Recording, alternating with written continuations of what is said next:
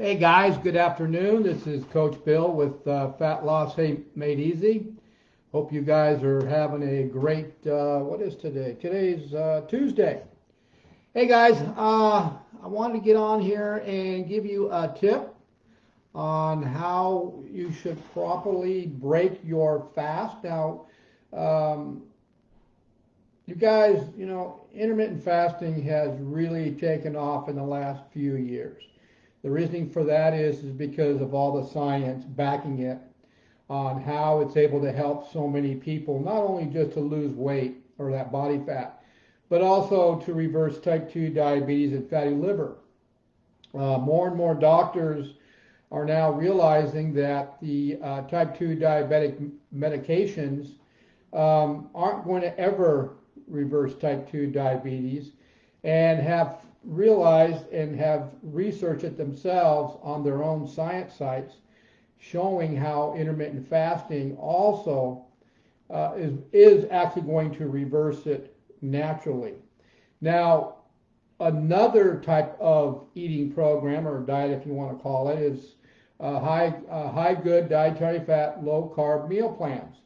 Those also are taking off in the last few years, because they also work to help people to get rid of that unwanted belly fat or body fat.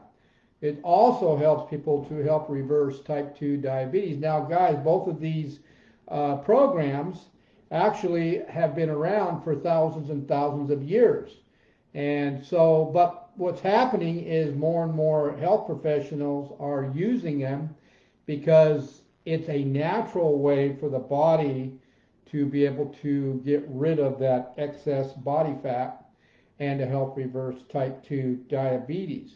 But of course, there's more to it than just doing intermittent fasting, and there's more to it by just jumping into a high good dietary fat low carb meal. And that's where guidance comes in and education. You must find somebody who's experienced with both these programs, so you don't make some of the mistakes most of the public's making because they are uneducated.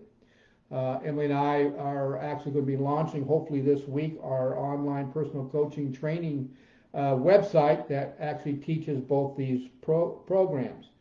But one of the biggest questions I'm seeing, not only from people asking me this, but from all these other group sites, is when I'm fasting, especially if I'm doing a 24-hour fast or a 36-hour fast or a 42-hour fast, what's the best way to break the fast? And that's a great question, because I'm seeing a lot of people out there making a huge mistake on how they're breaking their fast.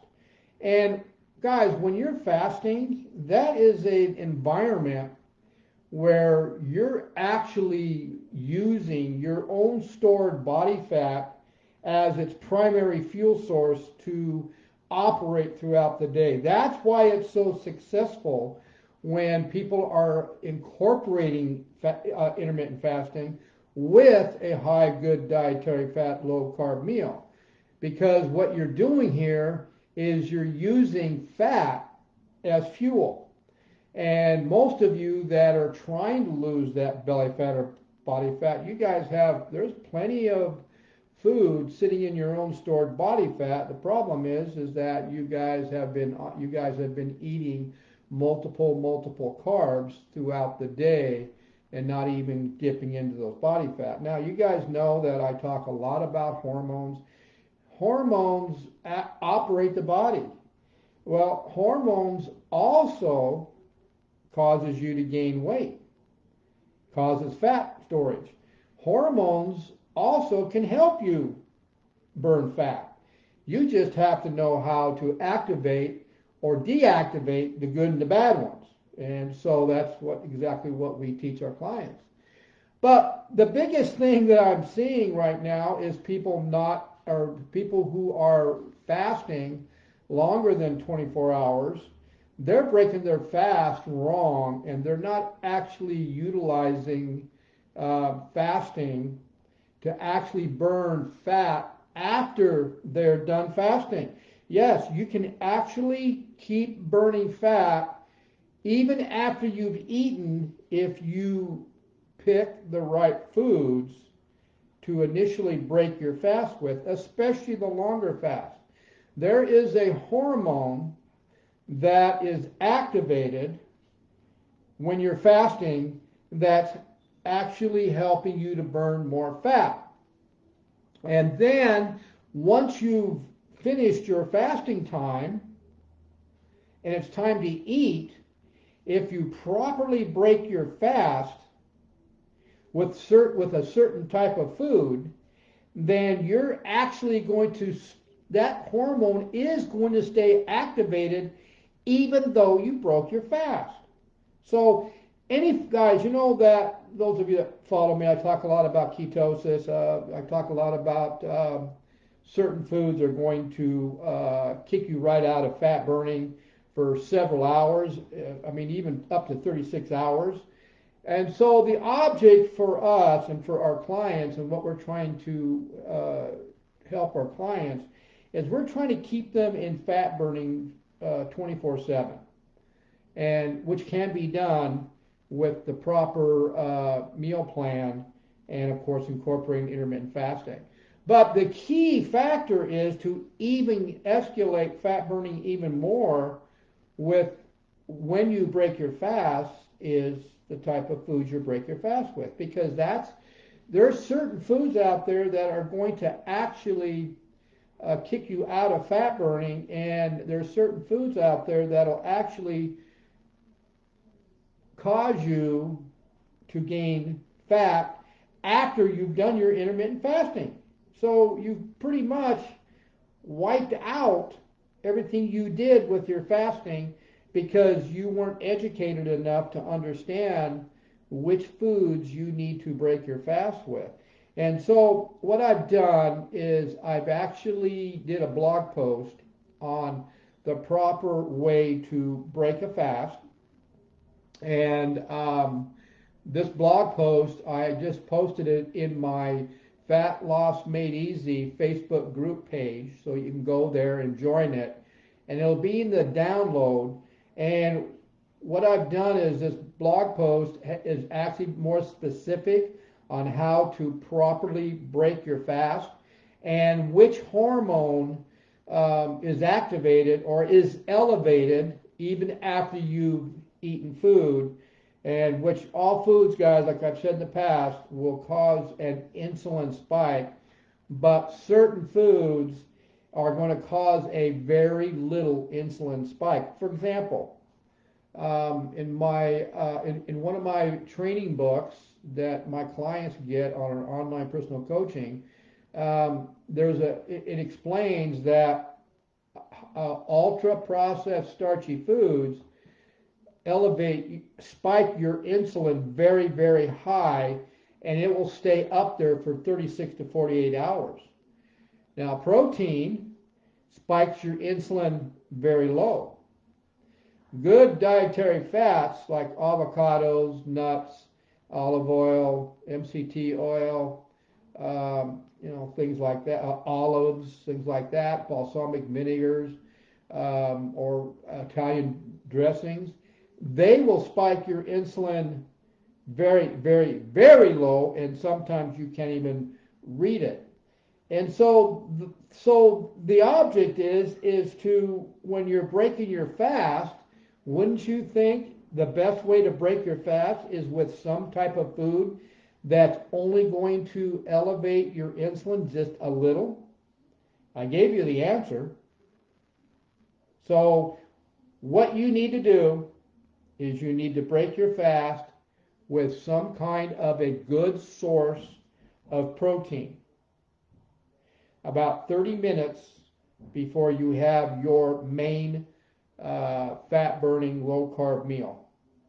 That is going to keep the hormone that's already jacked up, that is known to release the fat from your cells. See, there's the answer right there, guys. Yes, when you're intermittent fasting, there is a hormone which I mentioned in my blog post, in my Facebook group page at Fat Loss Made Easy, and I also backed it up with the science research on it. So this hormone that is activated while you're fasting is releasing the fat from your own stored fat cells. I'm not talking about, you're not burning fat from the foods you're eating because you're fasting. And if you're fasting 24 hours or 36 or 42, you're actually dipping into one of the most healthiest environments known to man. And that's not only going to help you burn even more fat, but it's going to slow premature aging and elevate other hormones. Now, what's really unique, guys, is for you, for those of you that are aged like Emily and I, seniors who are looking to add lean muscle while they're trying to lose their belly fat or body fat or their fat percentage, when you're intermittent fasting and then you break your fast with protein, you are actually going to burn more fat after you've eaten that protein 30 minutes before a meal. And then, of course, if your main meal is a high good dietary fat, low carbs, you're still going to be in fat burning all day or even after your meal. So if it's a dinner meal, say like for us, I'm going to give you guys an example. Emily and I are going to do a 24-hour fast today. I'll break my fast 30 minutes before I have my dinner, my one meal today. I'm going to break it with a small protein drink with half a cup of our homemade kefir, a half a cup of organic almond milk, 1 scoop of our bone broth vanilla protein powder, and I'm going to do 1 tablespoon of chia seed because I want that fiber, and I'll do 1 tablespoon of MCT oil, and I'll break my fast with that. So by doing it this way, I'm not kicking myself out of fat burning because why? I'm not having any carbs.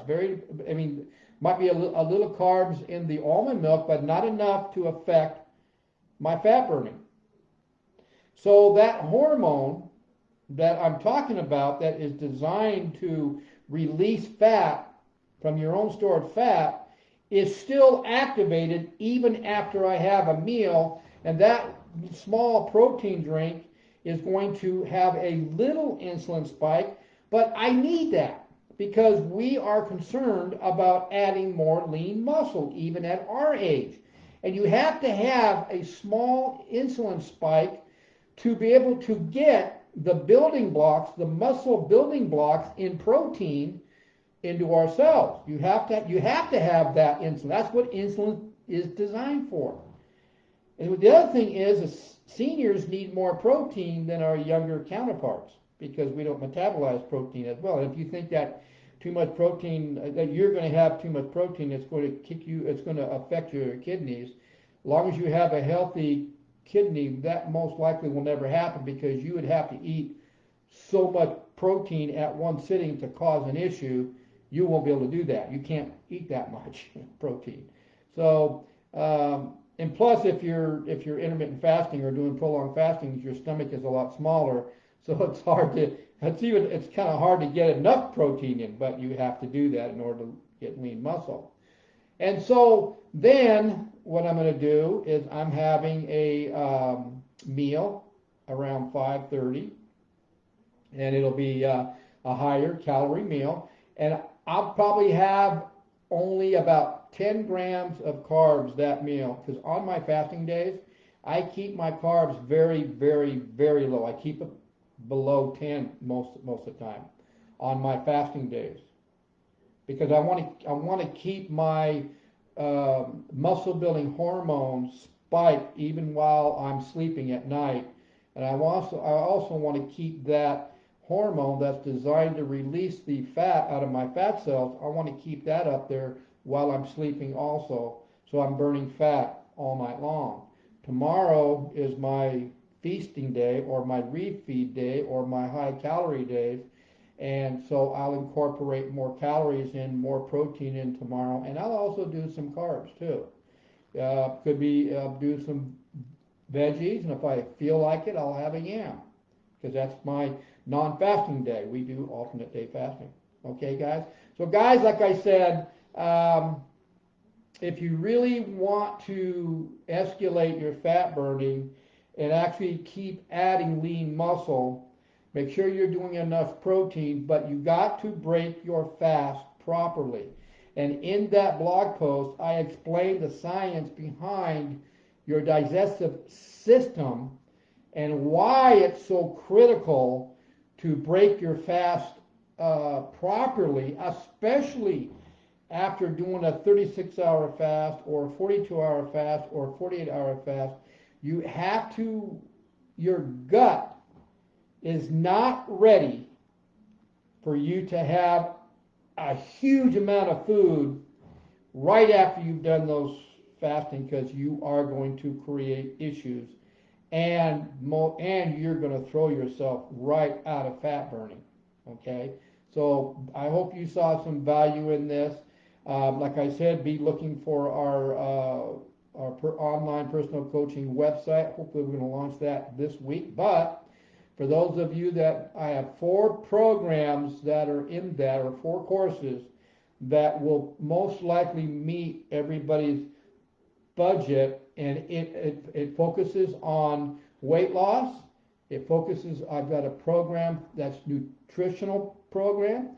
I have a program that is set up for type 2 diabetics and fatty liver, and I have a program that actually is a 45-day quick start to boost your metabolism if you've got a lazy metabolism. I have a program that will show you how to wake it up, and it's a 45-day one. So you can email me at bill@billmabrycoaching.com, and whichever one you're interested in, I will send you that course for you to view and see all the training videos and books you get along with it. Okay? You guys have a great day. We'll see you at the next video. Bye.